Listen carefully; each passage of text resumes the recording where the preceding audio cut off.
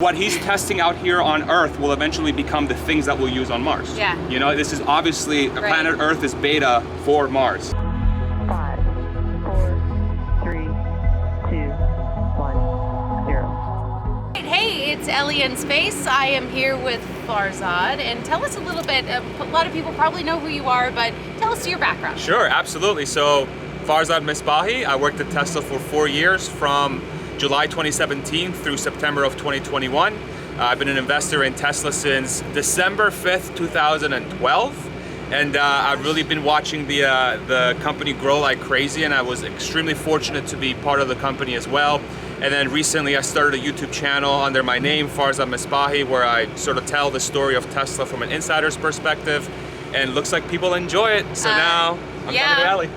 we love the juicy details. And we were both at Cyber Rodeo, so as someone who's so invested in Tesla personally and career-wise, what was your takeaway? Yeah, absolutely. There was many. Having worked at Tesla, the scale of the factory was pretty incredible. Having seen Fremont in person was really, it was very different because Giga Texas is one structure versus Fremont being many structures. And so the scale of the factory was overwhelming, honestly. So that was incredible. There's a lot of people that will talk about the technology and the battery tech, the single, the front casting, the rear casting and all that stuff, which is also incredibly advanced. But really the big takeaway for me, and we talked about this a little bit before, is the fact that it's the true American story under one roof. You walk into the factory, you're in the parking lot, and there's gigantic pickup trucks, sedans, and Model Ys all next to each other. And then the pickup truck owners will step out and talk with the Model Y owners. And these are people from all kinds of different walks of life. You walk in, everybody's holding a drink, and they're looking at a bunch of different, machinery and technology. And then they go talk, they go see this immigrant from South Africa, Elon Musk, speak, and we're all celebrating this incredible achievement together as a community. And that was very overwhelming. It almost made me very emotional, because I'm like, man, we have this vision of what America is. And I feel like Tesla is like the poster child of what great American stories are, under one roof. Yeah, it was, that was when I woke up this morning, I literally had to put a video out there for that specific thought because I'm like, I gotta get this out, but it was really, it was an overwhelming feeling, and I feel so lucky to be part of this community and get to talk to people like you and everybody else. But what did you think of it? I mean, what was your take? Oh my gosh, it was surreal, and I was so honored to be able to be a part of it, and I just kept thinking, this is one of the best days ever. I want to know from you, what has it been like transitioning, not working for Tesla anymore, and having such, a mission-focused purpose in life? How has that transition been for you? That's a great question. That's a really good question. I struggled with it for about 6 months, to be completely honest. I was at Tesla for 4 years and 3 months roughly. The question came up of we have this gift from the universe of financial independence. Should we follow our passions? Should we see the world? Should we discover who we are as people? Become a lot more introspective.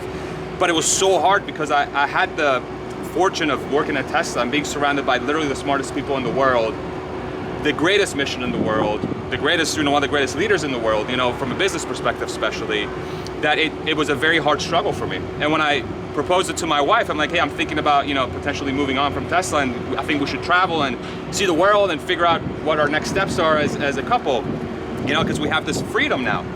And I expected her to say, you're crazy, stay working, we want to have kids someday, we got to build a family stuff. She's like, let's go for it. Yes, great idea, go for it. And I'm like, how much luckier am I going to get, And then I struggled with it for a little while, but then it became obvious that, again, it's this gift that I was given by the universe, and it was I felt compelled to take it.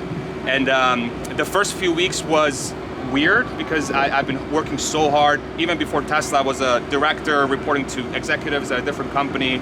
So I've been going a million miles an hour for a decade plus. And I sat down for 4 weeks and I got incredibly bored. I'm like, holy shit, this is like, excuse me, holy crap, excuse me, sorry.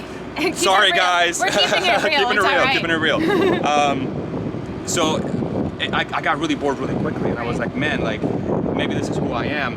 And then I started seeing people, that were thinking about, I would love to hear from an employee's perspective, Tesla. And I'm like, oh, okay, I work there. I've been an investor since 2012. I feel like I have a very unique insight into what's going on. And I put up my first video, and then people are like, more, please, more. I'm like, okay, no problem. So, you know, it's become this whole thing now where people really value my perspective, and I feel so blessed and lucky to have that audience. And it's just weird, man. It's weird in the best way possible. Yeah, I agree. Yeah. I get it to a certain degree, but it sounds like you're really shooting up overnight. I don't know. So that's exciting, though. I mean, I think we're all curious, you know, to get that perspective. So we appreciate you sharing it with us. Of course, yes, my pleasure. Ryan, is there anything else that you want me to ask Farzan? What are you most excited about for Tesla?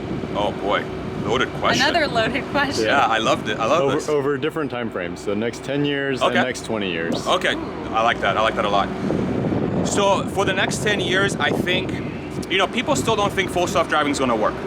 You know, and a lot of people talk about how full self-driving, Elon himself talks about how it's going to be transformational. The one thing that I've learned from working at Tesla is Tesla will always be late, but if they have their mindset on something, they get it done. Right. And I saw that internally 1,000 times over. I was personally part of many projects where we thought we were doing something impossible, and we figured it out, and we got it done. You know, so I have that first-hand experience.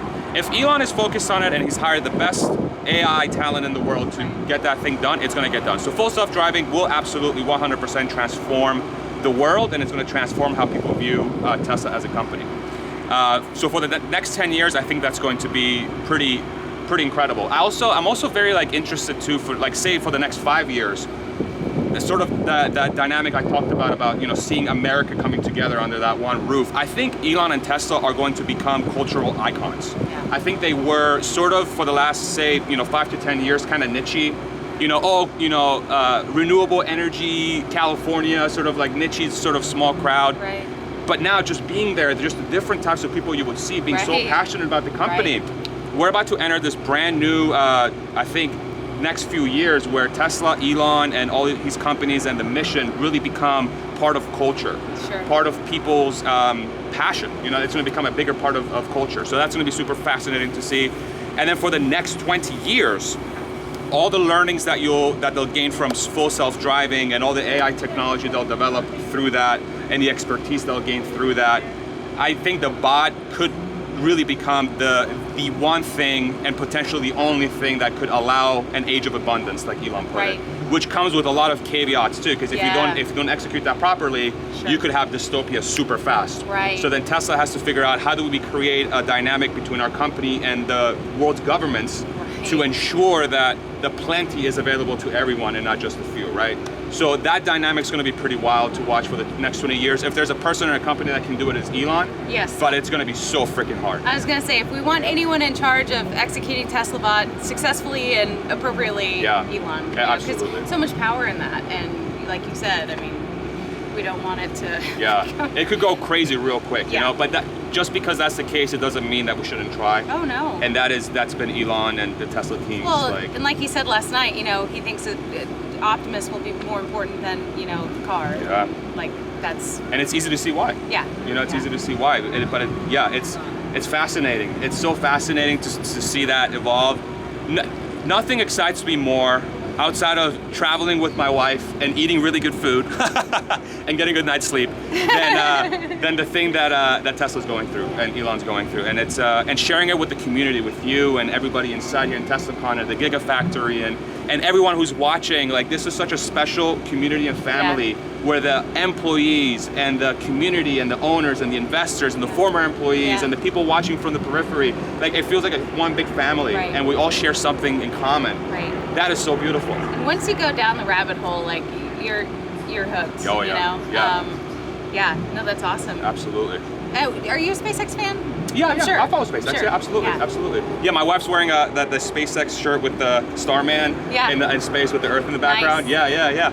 I mean, you follow the whole SpaceX thing, and I know your channel's mostly around SpaceX and everything. That's a very similar similar path, making you know? the impossible possible. Exactly, and SpaceX is arguably even harder, you know, because of like the complexity of going to Mars and a reusable rocket and all that other stuff that he's doing.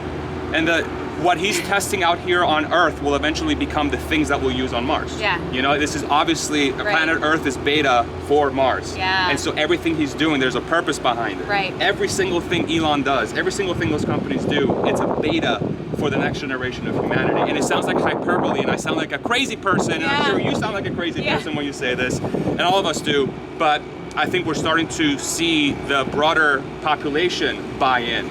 Right. You know, with everyone else seeing that that could be possible, and I think it inspires people, and more people I think will agree, and that's going to fire the population even more to get to the next thing, which is going to mean they're going to be able to hire even more talent, and more people are going to be behind the mission. So it's a snowball. Yeah. I think somebody has pushed the rock, like the snowball, over the cliff, and there is 100,000 feet down, and that thing's not going to stop. Yeah. And I think last night, to be completely honest, is the point of no return.